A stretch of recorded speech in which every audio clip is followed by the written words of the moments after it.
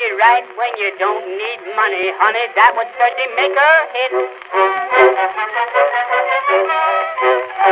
Welcome, everybody, to the Word Docs. I'm Dr. Sean Williams, and I'm here with Dr. Amy T. Matthews and Dr. Alex Vickery Howe. We're the Word Docs, and we're here to talk to you about creative writing and stuff. Hi, guys. Hi. Hello. Good to see your smiling face. Yes, we're still in lockdown. We're still on Skype. It's all very exciting. Weeks and weeks into it.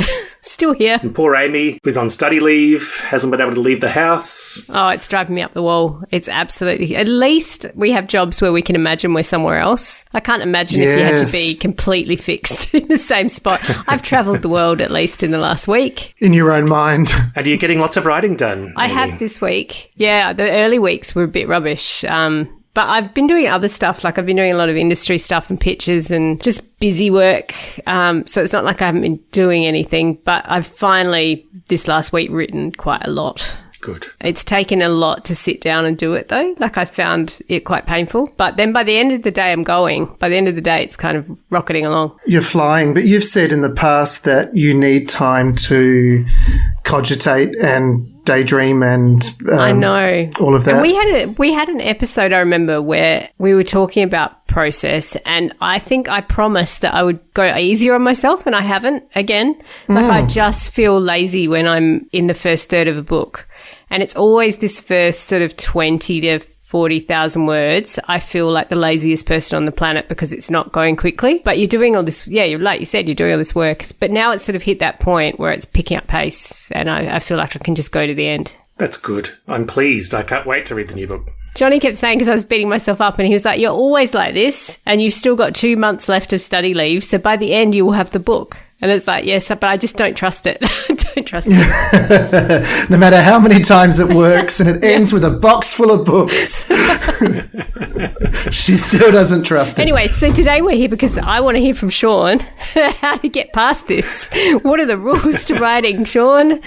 Well, you get asked that a lot, don't you guys? When you're a published writer, you get asked that all the time. What advice would you give to new writers? I asked myself, why did you forget the rules? That's right. Well, I've forgotten all the rules you're about to hear at various points. But when I was starting out, or when I was a new published author, I'd get asked a lot, and I'd always try to come up with a new answer. I don't know whether you guys do this, but when you're being interviewed, do you have stock answers, or do you always try to think of something fresh and new? I get bored of answering the same questions with the same answers. My favourite one is a local actor called Rachel Burke, who was asked, how do you make it as an actor? And she gave these kind of sensible answers. Then she just looked really warily, looked to the right and the left, and then just went, sacrifice a goat. Which I just loved. But I think it changes. I feel like I'm a different person every time I answer that question, and I've just had a different writing experience, and so a different answer comes out each time. Yeah, fair.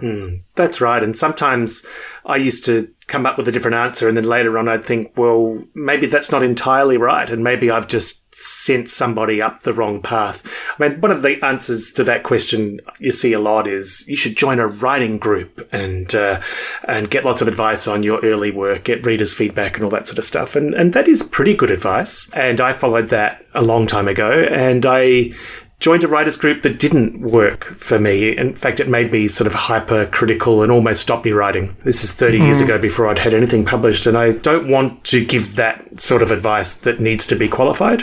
Yeah. Maybe 10, 15 years ago, back when LiveJournal was a thing, which really dates it. Oh, I remember LiveJournal. Back in the MySpace era. Exactly. I decided that I would try to come up with answers to that question of what advice would you give to new writers that didn't need to be qualified. Can we set the scene now? So we've got to imagine that Sean is descending from the mountain. He's carrying tablets. He looks majestic, sparkly, Don't push regal. it. No one's got that much imagination. He stomps out the burning bush and then puts down his tablets. And in a stentorian voice says, These are the 10.5 commandments that you must follow. Without qualification.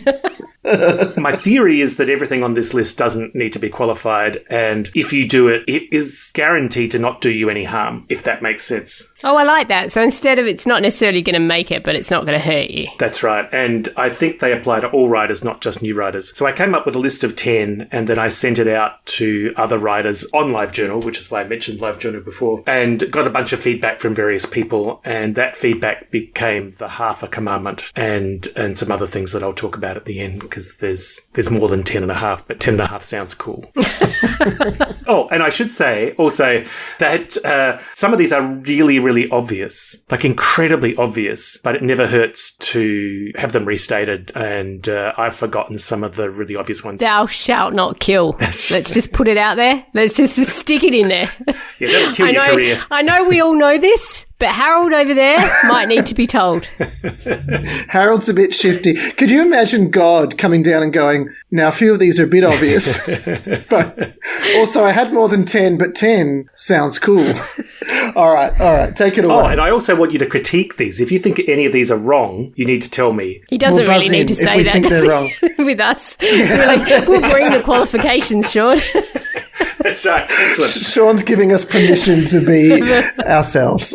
So number 1, the first commandment of writing is to read widely. I would agree with that one. I don't have any heckling with that one. I do think you need to read widely. And I think some people think reading widely means just within the genre. And that makes my head explode. You have to read everything. Like everything, all the stuff you don't even like, I think. And you have to make it a priority, because I've said in the past, especially with teaching and marking, I've gone, oh, when do I have time to read? And now I've gone, I have to set reading time as part of my schedule and make that a kind of sacred. Sacred's a bit of a grand word, but, like make that a kind of special time. It is definitely thematic.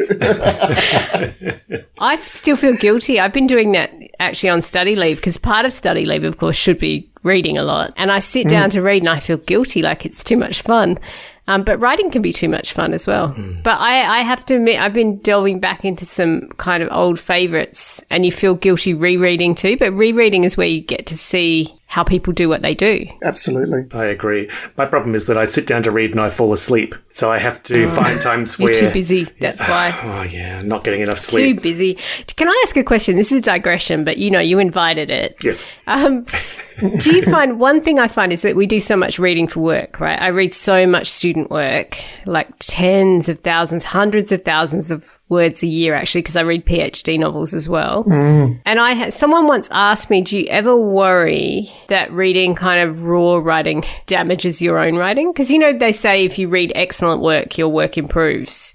Do you think, and this is not casting aspersions at our students, because like we've said before, no one expects first-year English students to publish literary journals, and no one expects undergraduate creative writers to be James Joyce. But we're reading very, very raw, unformed work over and over and over. Do you think it affects your writing or your process? I think it can affect not necessarily your writing, but I think you do need to have a gap. One of the teachers I worked with at Flinders, Peary, who's fantastic, he said to me, after reading 10 in a row, the English language no longer makes any sense at all. Words are jumbled in my brain, and I completely connected with that. So I don't think it necessarily affects your work adversely, but I do think after you've marked 10 essays, you have to go for a walk or do something else, or just kind of reboot, because word salad particularly like essays from people who are writing essays for the first time can become a weird word salad. And I do think you've got to clear the word salad out of your brain. The thing I've noticed lately that I've just been thinking about it, because also editing PhD novels and friends' novels, or when you read, because when you publish, everyone wants you to read their book, right? The thing about being a writer and editing is that it feels like putting on shoes that are the wrong size. It's like putting your brain into something that isn't natural to you. Like, I wouldn't write sentences like that. My grammar wouldn't be like that. My characters wouldn't be like that. And editing, you're kind of putting your brain into someone else's work. I just have been aware of that uncomfortable fit. It's a weird image, but that's what's been happening lately. It's probably worse in lockdown, I think, would make it worse, because I think the way through a lot of that is to detox and go for walks. I really do. Like I do essays or read someone else's work, and I say whatever I'm going to say about it, try and be as generous and supportive as possible. And then I think I just have to get out and do something mindless for a while. That's why I go to the gym. I think you probably need to wrangle us, Sean. We're really going to take your permission to hijack this. So, Sean, what is the second commandment, Sean? Well, the second commandment is one word. It's right. Yes. Oh, yeah, we can't disagree with that one. No, you've got it right. There's not much heckling there. Yeah. But can I just Here we say... go. But you're wrong. No, I do have a lot of friends for whom that commandment is really pertinent, because I know a lot of writers, and I can absolutely be guilty of this, who talk about writing more than they actually write. You know, I was talking to a friend the other day who's saying, I'd love to write a novel. I think it would be great for me. I can't wait to write a novel. And I said, well, I think you should do it. I think you should write. I think you should write it. You know, and it is something that bears repeating, because we can get so obsessed with ideas or the image of what it will feel like to have written something that we forget. It sounds crazy, but you forget to actually sit there and go, okay, I'm doing the writing thing. I think as well, I think we've said on another episode too, that there's always reasons not to write. And that actually is a great commandment, because the number of times people say to me, oh, well, if I didn't have to work this job, if I didn't have kids, if my mother wasn't sick, if I wasn't doing this or this or this, you feel like saying, well, every author you know has most of those. Like you do just have to put your butt in the chair, even if it's 5 words a day. Absolutely. Yeah, that's right. It doesn't have to be 1,500 words a day, but I think writing, flexing that muscle is important. Commandment number 3 is follow your heart. So if you really want to write romance novels, don't let somebody talk you into writing thrillers or literary novels or sci-fi novels. That's a really good one. If you're faking it, readers can tell. And you'll hate it. Writing is hard enough as it is. If you're not enjoying it, if you're writing because you think this is what the market wants and you don't want to do it, it's going to be awful. I heard Stephanie Lawrence say once, she's a romance writer, New York Times bestseller who lives in Melbourne. She said to me once that you really want to write what you love, because say your book comes out and it's a mega bestseller, they're going to want you to write 10 more just like it. Yeah. And you don't want to be writing those kinds of books if you hate them, if it becomes a grind. And I do know another author who did an 8-book deal after her first book was huge, and she got 4 books in and was like, actually, I don't want to do this anymore. Like, I don't want to write these books. They were really dark books, and she just found it was too hard to live in there for 8 books. Yeah, 9 books. Absolutely. So she broke her contract. So I think that's a wise one as well. I made that mistake in kind of film world of trying to write what I thought an Australian film should be, you know, lots of pregnant pauses that go on forever, lots of shots of paddocks with a couple of crows on them, you know, maybe a heroin deal gone bad. A New Zealand actor pretending to be Australian. Yeah, we'll throw in one of those. And I got halfway through, and weirdly, people liked it. And I thought, this is such a cynical exercise on my part. Like, this is such, and I couldn't finish it. I just went, I'm basically literally listing off what I see as the cliches of Australian film, and I don't care if people like it. I think this is a bad thing to perpetuate. So yeah, absolutely. And I think I could do half of one okay, but I couldn't finish it. So I think what you're saying makes absolute sense. You people will sense that you're faking it, or you won't be able to follow through with it. Well, that's good. 3 out of 3 so far. Commandment number 4 is sort of like a reflection of commandment number 3, because it's be strategic. And there are 2 parts of this. One is to understand that you're not only going to want to write in one genre, most likely. So you might have romance, horror, and post-apocalyptic thrillers for a YA audience that you would really like to write. And at the moment, the post-apocalyptic YA thrillers are probably a bit saturated in the market. And horror is really hard to publish. So romance might be the one you choose. You're still writing something you'll love, but you're responding to the market. Yeah, I think that's good too, because I think flexibility is really key. And I think there's a real difference between, I think we've talked about this before too, the idea of being a romantic and I'm driven to write this one thing versus having a little bit of industry flexibility and being a professional writer. Because the market does shift constantly, and you find most authors shift slightly depending on what the market is doing. Is that about having a lot of things on the go at the same time? Because I've felt more productive and healthier mentally when I've had a few irons in the fire, and I can kind of go, well, that one I'm just going to leave over there. You know, it's not the time, and I'll pick up as I did recently with Watchlist, that's been lying around for ages, but suddenly everyone went, now's the moment to tell that story. Whereas in the past, I maybe had one story overall on my brain, and that made me a bit crazy because it's like, it's this one. This is my story, my love.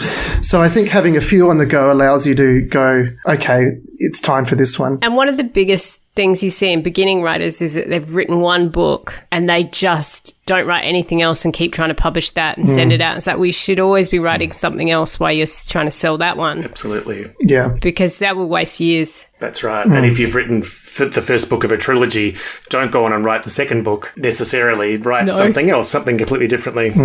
The second half of this commandment is to be strategic in understanding what kind of writer you want to be. You might want to write your family's memoir, and that's it. And that's fine. That's great. You don't need to worry about market forces or anything, or having a diverse output in different genres. If your market is your family, then that's great. Still write to the best of your ability. You might want to be a professional writer who's surviving entirely off your writing income, and that'll lead you down a different path. You might want to be a short story writer that publishes just one story a year. You can be that kind of writer too, but understanding what your definition of success is and aiming for it is a big part of your future happiness, I would say, which makes me sound like one of those motivational speakers. But no, that's good too, because I think Tony Robbins. I'm guilty of what I'm about to say as well, but I think a lot of people get tangled up in defensiveness, feeling like they have to defend writing literary fiction to commercial authors, or commercial authors having to defend writing, say, pure romance. And that commandment's really about self-acceptance too, isn't it? It's about owning the value of what you do and not feeling like you need to be playing in someone else's sandbox. Yep. Absolutely. Great. You're doing well, Sean. We haven't argued once. Yeah. No, well, come on, there's got to be one. I'm a bit nervous about the next one because commandment number 5 is be brave. No, we should all be cowards, Sean. No, what's wrong? So what do you mean? What do you mean by be brave? Be brave means to, well, again, there's two parts to this. One, don't be put off by all the terrible things people like us say about how hard writing is and how long it takes and how difficult it is and stuff like that. Take the challenge. But it also means to do things that scare you. Yeah. Write romance, even though you're scared of writing a love story. Write a sex scene. Try and write a scene that will make readers laugh. That kind of thing. Don't settle back into what you feel safe doing forever. You've said in the past, Sean, that you found humour difficult for a while, but you seem to have conquered that. I mean, I've just read your book. It was funny.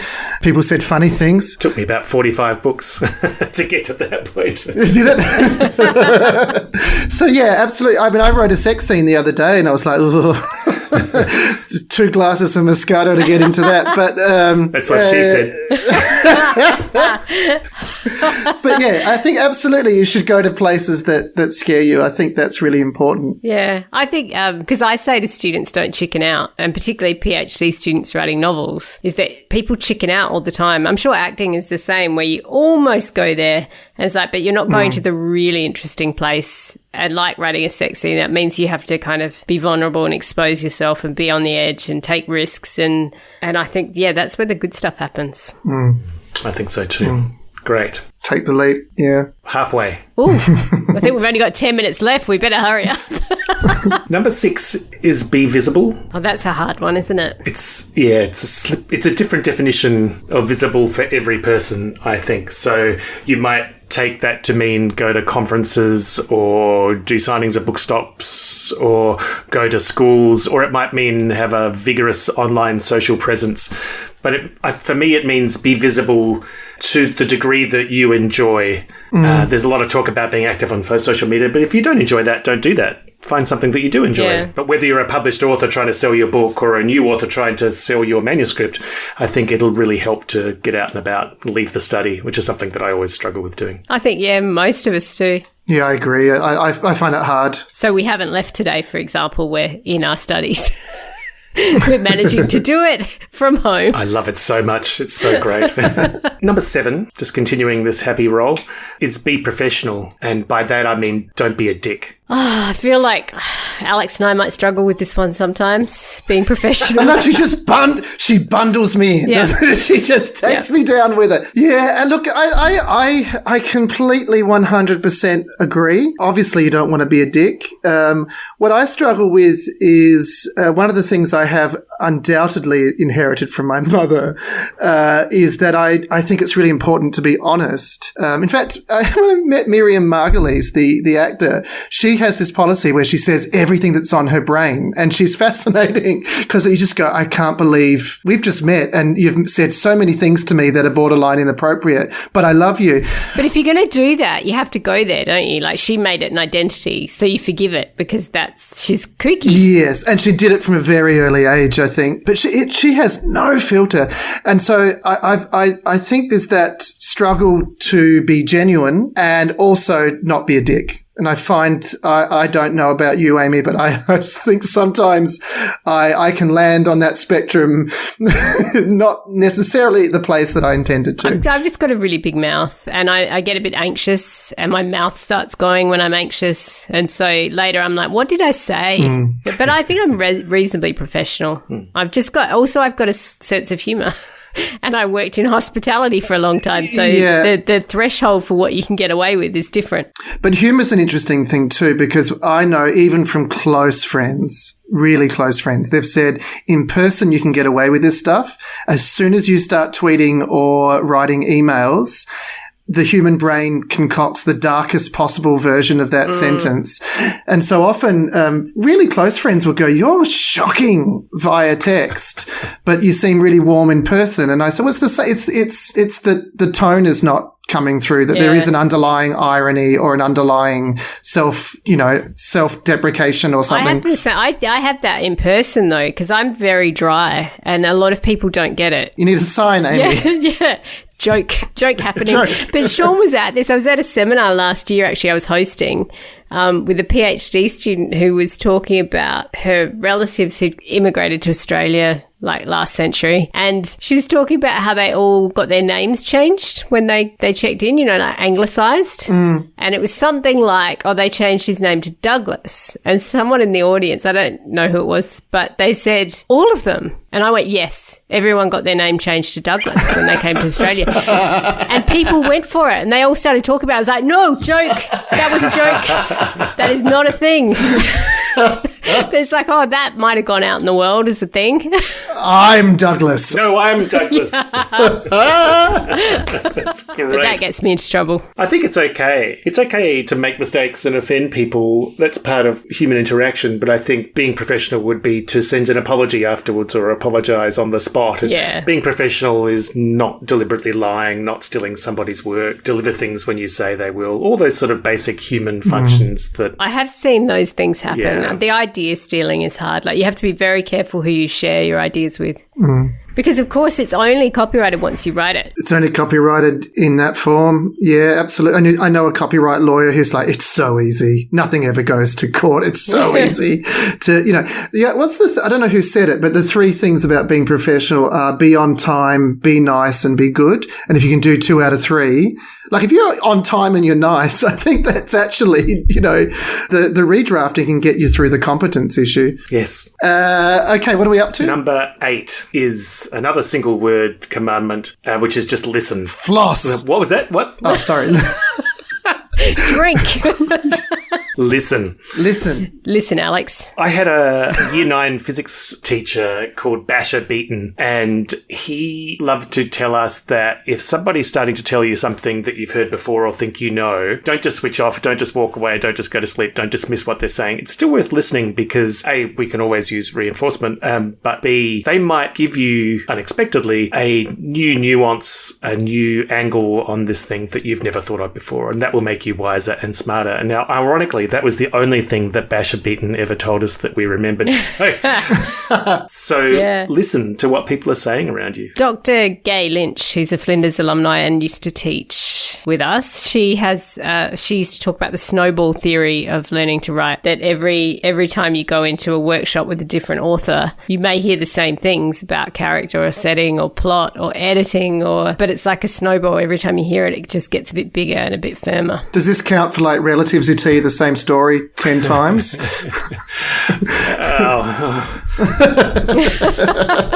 We've all gone down memory holes there. You can see it on the faces. Think of it in terms of Commandment 7. Be professional, be nice, let them tell the story if you can bear to hear it again. Commandment number 9 is don't settle. Don't settle. Don't think, I know how to write novels. I know what my process is. I know how the industry works, because it will all change. Guaranteed. If you've settled and hardened and ossified down into one way of being a writer, you'll be really screwed. That's happened in academia too, hasn't it? Well, like we've all met people who were around, like, because the industry now is so different to 20 years ago. And you can see the people who are flexible kind of going with it and other people getting quite brittle with change. And you're right. The publishing industry changes so fast. Yes. Be nimble, like that buzzword from last year or the year before. Agile, nimble, flexible. Intellectually agile. Someone used to say, be intellectually agile. I think it sounds pretentious, but it is actually really useful because... Be the Springbok. The wildebeest on the plains. So too is the writer. Are we up to 10? We're up to 10. This is it. This is where he blows the whole thing out of the water. Everyone hold your breath. Work hard. Oh, okay. That's it. Yep. Yep. That doesn't sound like fun, does it? No, it sounds like a real drag. Doesn't sound enjoyable. No. If you insist, Sean. Yes, sure. Okay. We talked about this in a previous episode, that sometimes the only thing that separates the people who made it from the people who don't is the people who made it didn't give up, or the people who made it just worked harder. Yeah. The difference between an emerging artist and an artist is that the artist stayed. That's right. And I think if that's all it takes, it's actually very empowering. I think if all it takes is more work, I can do more work, particularly if I'm doing stuff that I love. Yeah. It's not easy, but it's a lot better than not doing it. I think that's the key. We were actually all talking about this yesterday, about that is one perception we feel like we battle in creative writing, is that we make it look too easy, that because no one sees us working, right? You're off in your office, and then it's like, well, Alex has this play out, Sean has this book out, Lisa has a book out, Amy has a book out. We make it look really easy. And so everyone goes, oh, well, it's not that hard. But actual fact, all of those publications are after years and years of hard work often. So you're right. I think there is this feeling that, particularly like if you look at someone like Sean, how many novels now? 49? 40. Something like 49 that. 49, and how many short stories? 140. And he's got his boyish good looks. Like, he's not an old man. You can say that on a podcast. They can't see me. We can post a photo with your Tai Chi sword. But the point being that volume, and Lisa's volume of short stories and Alex's volume of work, comes from that earlier commandment of putting your butt in the chair every day. And it is empowering, because I think being told you just got to keep working is far more empowering than being told there's a secret and I'm not going to tell you. Or you've got to be born a genius. And if you weren't, bad luck. Yeah. Absolutely. And what's the half? So when I put this list out on LiveJournal, a bunch of people gave me some great feedback on a couple of issues that I hadn't covered. And one of them was the importance of community, finding your people. And I agree that is absolutely critical. But because a bunch of these commandments like be visible, listen, all that sort of stuff rely on engaging with other people, I thought it's already kind of in there.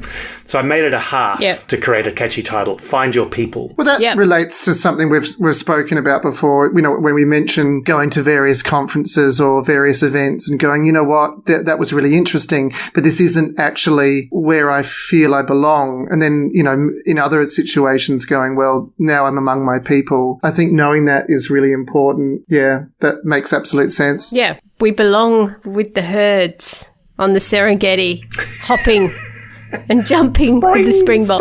Spring. Oh my God! We went from Moses to the Serengeti there. We brought it back to nature. So, and then somebody else came along and said, "Well, you know, there's another commandment that precedes all of these." And I said, what do you mean? And she said, you know, Isaac Asimov's 3 laws of robotics, you know, whatever they were, don't harm a human, etc., etc. Don't harm a human don't harm yourself? Is that one of them? No, I don't know. Don't allow yourself to come to harm. You've got to obey humans. You can't harm a human. Don't allow yourself to come to harm unless it conflicts the previous 2. And there was a 0th law that Asimov came up with, which was which trumped all the others, and it was don't harm humanity. So there's a 0th law to these commandments, this person pointed out, which is you've got to... That's true. Like, there are the number of times where you wouldn't keep going if you didn't really want it because it's hard work. It's funny because there is another list doing the rounds that I think we've all read. Sean actually sent it to us about, and one of them was about don't complain.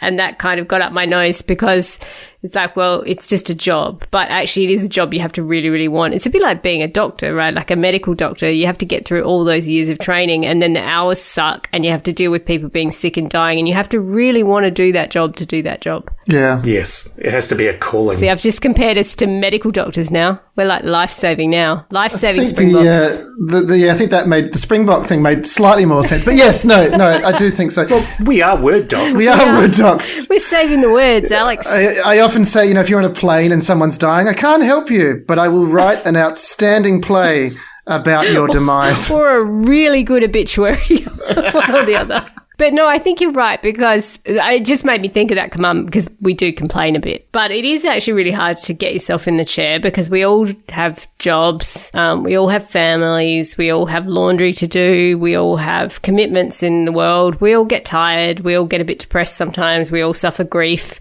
we all have all the things that stop you writing a word. So you do have to really want it to overcome all of that. Like, why not just go to the pub with your friends and have a good night? Yeah. Why are you sitting there slaving over this thing? It's a good question, actually. The pub's closed. That's my answer. So I had this list published in The Conversation and it had like 30, 40,000 reads. It was ridiculous. And a few people got really engaged in the comment section to say there are more you haven't mentioned. And I'm still pondering whether I need to have a 12th or 13th or 11th commandment. And some of them were good, like choose your pathway to success very carefully, like whether you decide to study or to be a self-taught writer or to seek particular mentors. That there's that kind of strategy that may be really important as you learn. Another one was protect yourself mentally and physically. I like that one. I like that emotional resilience and the idea that if you're not okay, you won't be able to do anything. No. And then a few people expanded on the point that I made in the essay, which was that this list applies to any art form, any vocation. If I decide not to be a writer, I can just take out write and commandment number 2 and change it to compose if I'm going to write music or something like that. Somebody said this paint. Yeah, and dance. Tai Chi sword.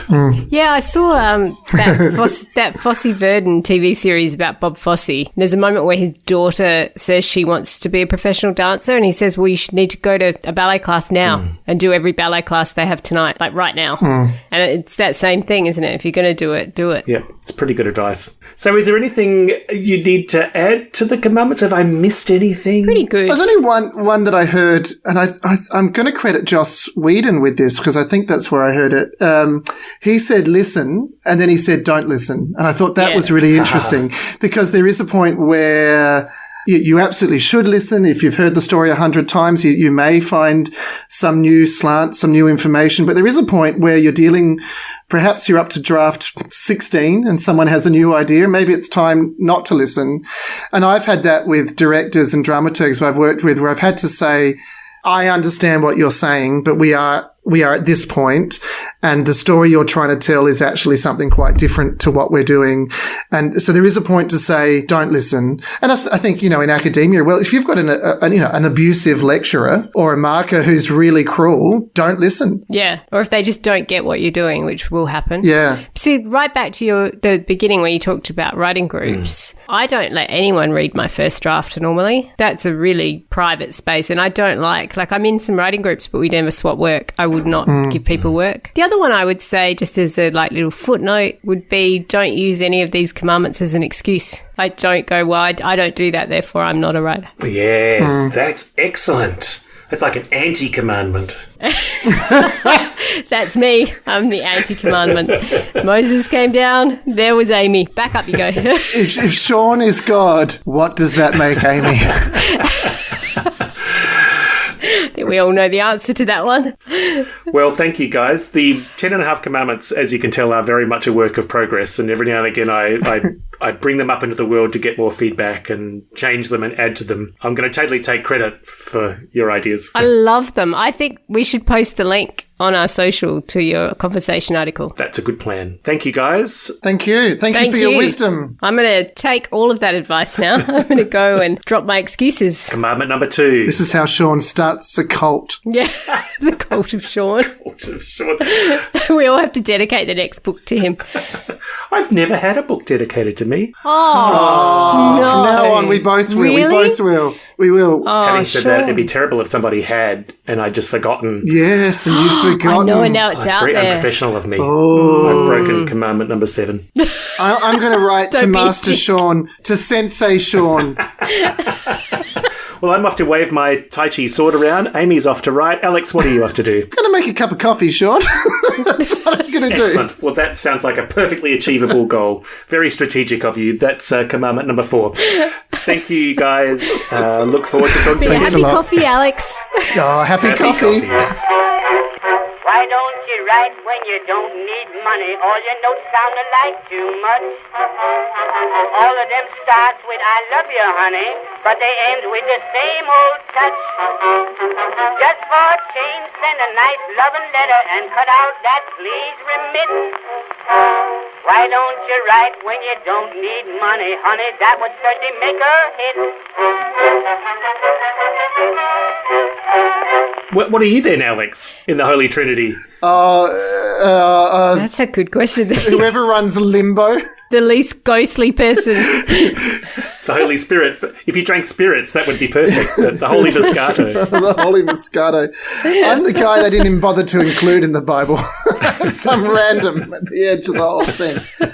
They edited him out. We needed to save space. It's a pretty big book already. The Testament of Alexander never quite made it. That's fantastic.